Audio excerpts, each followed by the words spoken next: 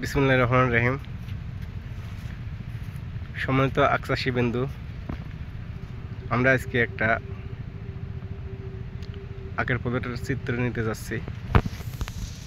তো আমাদের এখন আমরা দাঁড়িয়ে আছি রাজবাড়ী সাবজেনের কল্যাণপুর একটা প্লটে।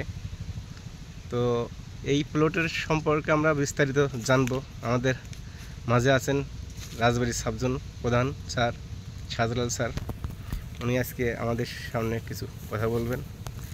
তো আসসালামু আলাইকুম স্যার। ওয়ালাইকুম আসসালাম রহমতুল্লাহ। তো আজকে যে প্লটে দাঁড়িয়ে আছেন, প্লটের পরিমাণ মানে আয়তন কত বা কতখানি জমি আছে? এই জমিটা আছে total 7 acre. Total 7 acre. 7 acre. তা এই প্লটে আপনার কোন পদ্ধতিতে আখ চাষ করা হয়েছে একটু ব্যাখ্যা আমরা করুন। এই প্লটটাতে পুরাটাই রিং পিট পদ্ধতিতে আখ চাষ করছি। এটা বাংলাদেশের জন্য একটা নতুনই বলা চলে। আর আমরা পাইলট প্রকল্প হিসেবেই এই পদ্ধতিটা এবার নতুন অ্যাপ্লিমেন্ট করছি। জি। তো এই জমিতে সার কীটনাশক বা বীজ টিজ কী পরিমাণে লেগেছে? আসলে প্রথাগতভাবে আমরা যেভাবে আখের জমিতে সার দেই, এই জমিতে সার দেওয়ার চিত্রটা একটু ভিন্ন ছিল। যেহেতু পদ্ধতিটা আমাদের জন্য নতুন ছিল, আমরা বলতে গেলে এটা আমাদের ট্রেনিং সেশনই বলা চলে। তো পরীক্ষামূলক সেহেতু আমরা এখানে বিভিন্ন সময় বিভিন্ন রকমের সার দিচ্ছি। তারপরেও আমরা বলতেছি যে আমরা একর প্রতি সার দিছি, টিএসপি দিয়েছি 200 কেজি, ইউরিয়া দিয়েছি 100 কেজি এবং এমওপি দিয়েছি 100 কেজি। জি। তো জৈব সার দেওয়া আছে আপনার পর্যাপ্ত পরিমাণে।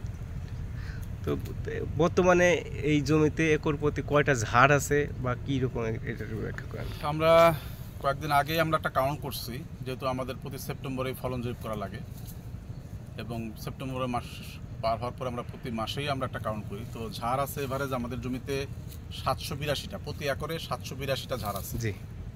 সেই হিসেবে আমাদের 7 একরে কতগুলো ঝাড় আছে এটা হিসাব করলে বেরিয়ে হয়ে যাবে। তো এবার কি কেমন আশা করছেন, ফলন কেমন আশা করছেন? আমরা তো শুনছি যে রিং পিটে নাকি আপনার 120, 30, 40 টনও ফলন হয়। তো যেহেতু কমার্শিয়াল এটা বাংলাদেশে কেউ এভাবে করে নাই, আমরা এই জন্য কমার্শিয়ালি শুরু করছি।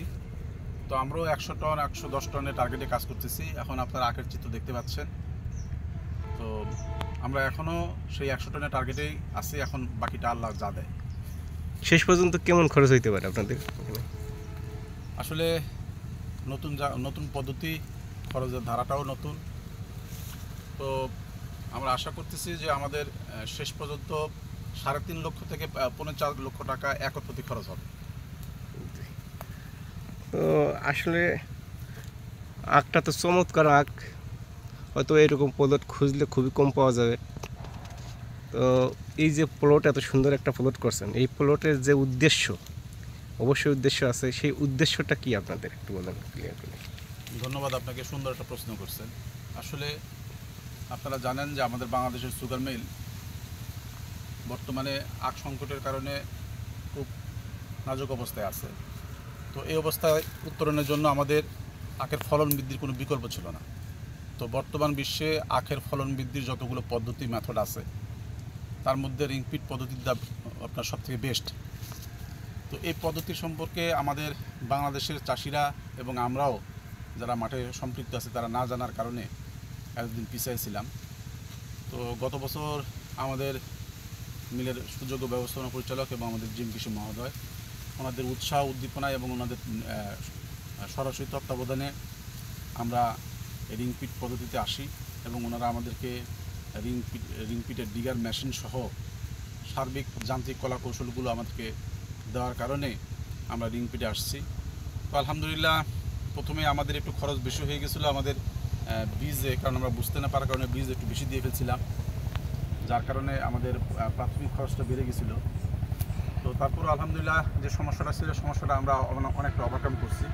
তো এই পদ্ধতির মূল উদ্দেশ্য হয়েছে যে অল্প খরচে দীর্ঘমেয়াদী ফলন নিশ্চিত করা এবং আপনার অধিক মুড়ি নেওয়া, যাতে একবার আখ চাষ করে কমসে কম 4 থেকে 5 বছর মুড়ি নেওয়া যায়। আর রিং পিটের সবচেয়ে বড় বৈশিষ্ট্য হয়েছে যে আপনার নতুন চারা আখের তুলনায় পরের 2 বছর মুড়ির ফলন অনেক বেশি হয়। যার কারণেই আমরা এই পদ্ধতিতে আসছি। মূলত এই পদ্ধতিটা হয়েছে আখের ফলন বৃদ্ধির জন্য। জি। তো কি আশা করতেছেন এখন যে আপনারা